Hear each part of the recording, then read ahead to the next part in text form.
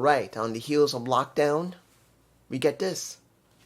Not a bad show, but we got questions. A lot of questions here. Questions on how people are going to be booked from now on. Questions about what's going to happen to people who are injured. Questions about now going into Bound for Glory. Will we get a good build? Let's make this clear, guys. I've always stated this.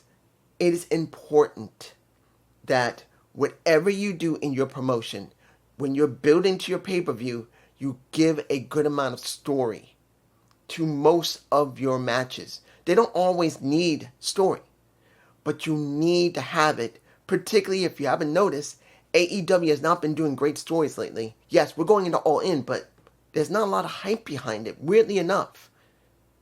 It's in Wembley. And the problem is story. It's not about the match quality.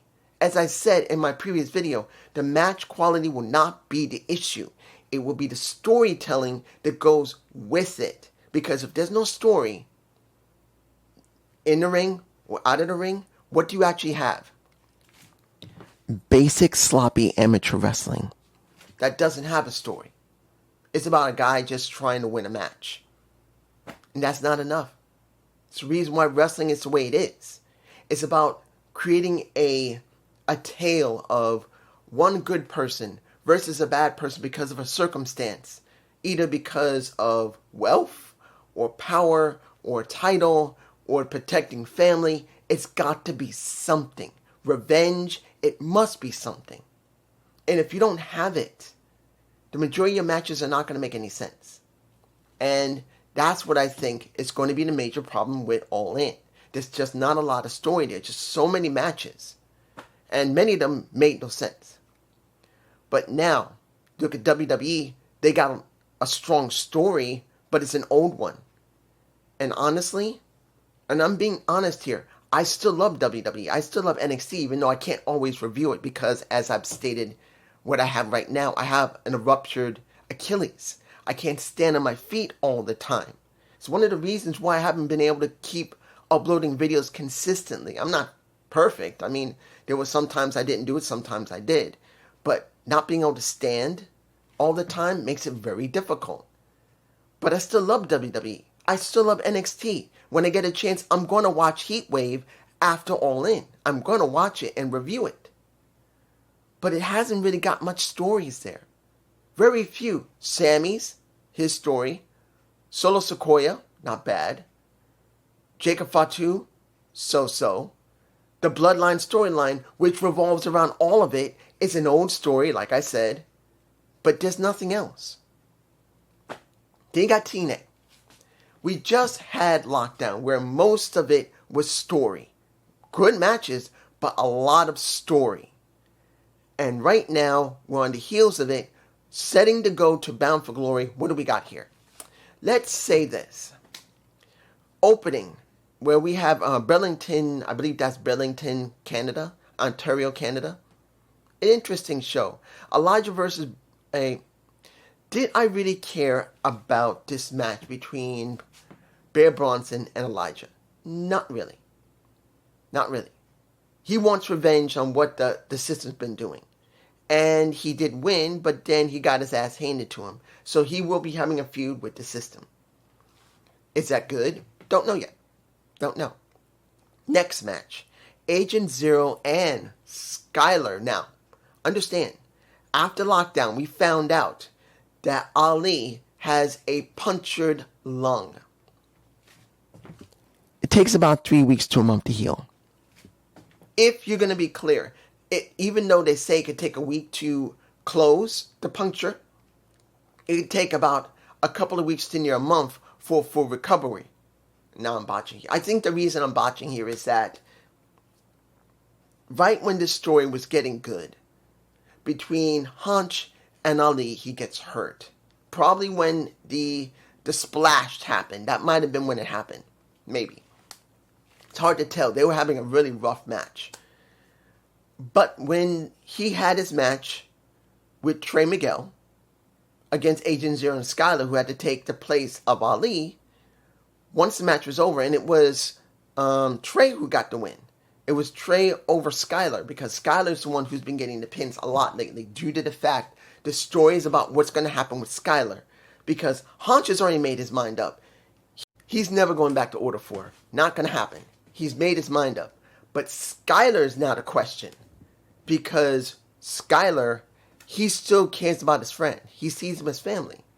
And during that match, he just didn't want to hurt his ribs. He doesn't mind having a match against him, but he didn't want to hurt him, other than Agent Zero, who's more than willing to break his ribs. In the end, it was Trey who got the pin on Skylar. Now, this is the first time Skylar's got it, but it's about when Skylar's going to leave Order 4. At least that's the way it looks. Or be replaced by someone, which could happen. But we get a video recording of Ali in the hospital.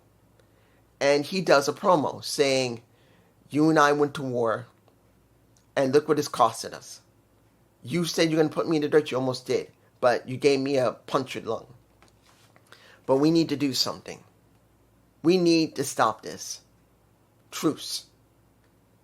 Right now, consider this. We've gone to war. I've talked about your family. You've done what you've done to me, but we need to stop this. Choose now. Come back to Order 4. Peace. Or go to war."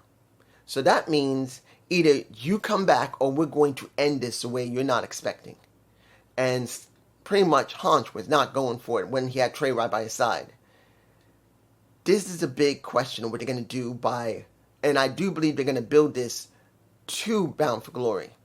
Because it's a good possibility that, counting on when, of course, Ali is fully recovered, he'll probably recover in about a month or so. But what would they do at Bound for Glory? If they do it before Bound for Glory, that is the most stupidest thing they can do. They have one of the big stories right now in TNA that people really care about. People want to see what's going to happen to Hotch. People want to see what's going to happen to Order 4 and to Ali. So if they're stupid enough, and I hope they don't, if they're stupid enough to end this before that, that shows the writing team sucks. I don't care if Road Dogg is not there yet or Road Dogg is there. I don't care. I don't care if Delirious is writing. I don't care who is writing. I don't care if Silver is writing. If they don't book this correctly, it is going to look bad for TNA. I'm just saying. Moving on. The next match, we get Stone versus M. Now, we did get a short video pack of M. And we got M talking about that she knew she was meant to be something. And Jada Stone saying that she knew, what was her name, Maggie? You know, I never noticed what M's real name was, Maggie. I forgot it. But that's if I'm thinking if it is Maggie.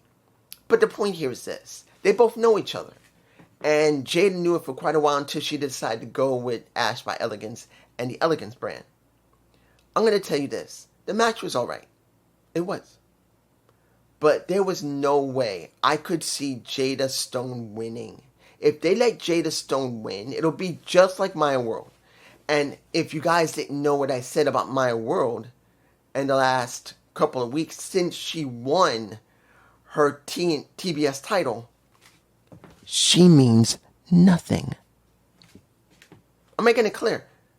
Maya means nothing because that Fatal 4-Way should be on All In. And it's not. They decided to get rid of it quickly because they just wanted to give Maya a win. It's wrong.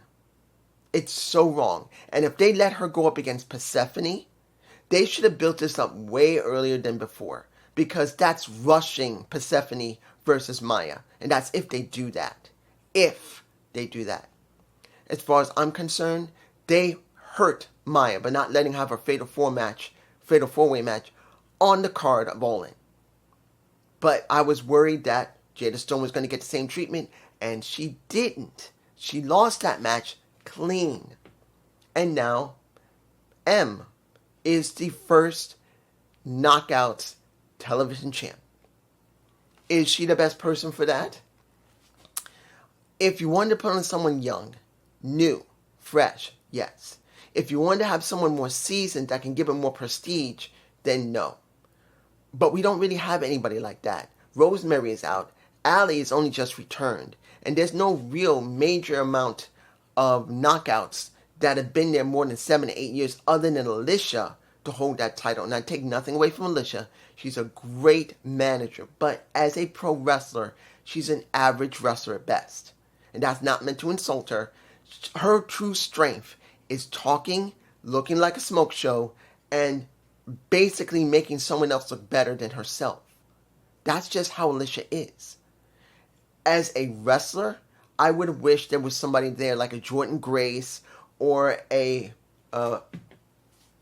I really, really wish Deonna Purrazzo would come back. Or Taya Valkyrie would come back. If one of them had won the title, it would give it a lot more prestige. And I'm kind of wishing they would come back. Because they need more senior wrestlers in that company. Not taking anything away from Xia Brookside, Ling Yang Lee, Indy Hartwell, which I'll get to in a minute. But they need more seasoned veterans to give more so they can help get other wrestlers over, get themselves over, and continue making the knockouts feel something. And let's make it very clear. What did we get from Indy Hartwell? She made it clear that she's not going to wait anymore. She's going to do whatever it takes to become champ. And Daria, or Diarrhea Ray, because I heard them cheering it, she's not interested in her winning. She's not interested in her getting anything. She thinks she's mediocre. And she can't stand the fact that, and I do remember when she was, what was her name? I forgot her name already. It's been so long when it was Daria Ray, when she was Sonya Deville. There you go. She kicked her ass. She beat her. So that's a little bit of story you can still keep. But guess who showed up? Now, there was rumors that Zoey was going to be there, but I don't follow rumors all the time. Yes, I keep them in mind, but I didn't know she was going to be there. But guess what? She showed up, boy. And she whooped that ass. And she looks good while doing it. She looks like she's in good shape. Her knee looks like it's great.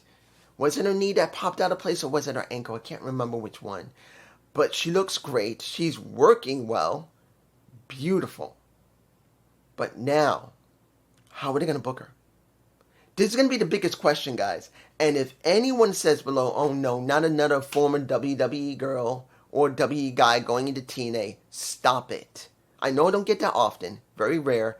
Stop it. It's just a pro wrestler who was released from a company. It's going to be up to TNA to make her mean something. Zoey must mean something. They cannot just go by what she did on the main roster of WWE and NXT. They must book her. Like I said, whatever work that was done in another company means jack shit.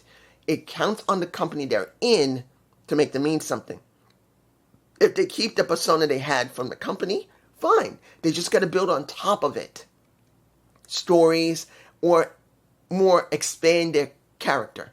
That's what they got to do. And if Zoey can't do that, that's on Zoey. And worse, if they don't give her story or give her something to work with to expand her character, to make her mean something, that's also a failing on TNA along with Zoey.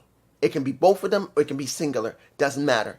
It depends on the one who comes in to make what they give them work. But it also counts on if the company gives them something that will work. Moving on. The last match. This really was just something for the unslated to do. Because let's do the opening. Did I like the opening? It was fine. We got Nick basically crowing about him being now a double champion, and only one person, and Ryan made it clear by showing it on Titantron, who is the last person to do that. And it's only been one. In the 20 some odd years, more than 20 years, that TNA's been in existence, there's only been one person who's held two titles at the same time, the same ones, and that's been Kurt Angle. No one else has done that. No one. So, he made a big crow about him being important, and then he made it about Leon, saying that he's not much. But you know what? Just because he's not much, he's telling everybody, follow your dream, believe in yourself, bet on yourself, and you can make something unless it's against me. And he laughs like a bitch. Let's make it very clear. He's not one of the greatest heels, but he's not bad. He kind of overhammed it, but it was alright. But Leon came out. made it very clear. I always keep my word. Whatever I do, I accomplish it. I will never be forgotten as the X Division champion. He didn't say that, but that's what it comes down to. But he made it clear, I'm coming for you face to face. I wasn't going to be behind you. I wasn't going to attack you. I was going to face you. He also said with Ryan, hey, at least you got yourself a title. Consolation prize. But he made it clear, those tag titles looking good, so I know somebody that we've been tagging together that we've never lost. And I knew when he said that, they're going to lose. And that was Ricky Sosa. Let's make it clear. Did you really think Ricky was going to win a title now? No. He is not developed. He is not ready. It doesn't make a difference how many years he's been in European wrestling. He does not seem developed enough. Not for American wrestling, just not developed. I've seen Finn Balor more developed than him when he was first starting in NXT. Tyler Bates was more developed than him in NXT. On the main roster, you got Kevin Owens more developed than him. AJ Styles, yes, he said he would have liked to have been in NXT so he would get more of the production side of things so he can really focus on it, but he was developed. When I look at Ricky, he's not developed. He just isn't. He needs more work. But the match wasn't bad, and in the end, you know who won. Of course you knew who was going to win. And it was, well, it was the Nemesis. They just wanted to get the match done because they just wanted to give him something to do. So I will tell you this. Next to the Righteous, wanting BDE. Next to Elena Black, turning face now to a certain extent. I mean, I think she's turned face because of what happened with the match. But we got a show that has some good stories and some good development. The question's going to be, can they develop more going into Bound for Glory? We got until October. What can they give us within this time? This is the big question. Whether Road Dogg still hasn't been booking yet or he has started. If he's part of production but he hasn't booked anything, or if he's not part of production and he hasn't booked anything, doesn't matter. And let's make this clear. And I'm going to say this to anyone who says we don't need Road Dogg. Yes, we do. We need Road Dogg. It's not just about, and I said this before, this is not about his ability to book. This is about, we show in TNA that we can get people that are important. And if we back out of it, it shows that they're not willing to do this. Guys, understand something. The look of a company is important as much as the product the company produces. If they're trying to get Road Dogg, and then Road Dogg backs out because there was none of this, it shows that TNA is not willing to dedicate money. That also means it's not just they're not willing to dedicate money. That means Anthem, who owns them, who is no different than WWE being owned by Silver Lake, as I've said over and over and over again. Remember, Silver Lake owns Endeavor, which owns TKO, which owns WWE. It owns all three of those companies. Four, when you count UFC. They own them.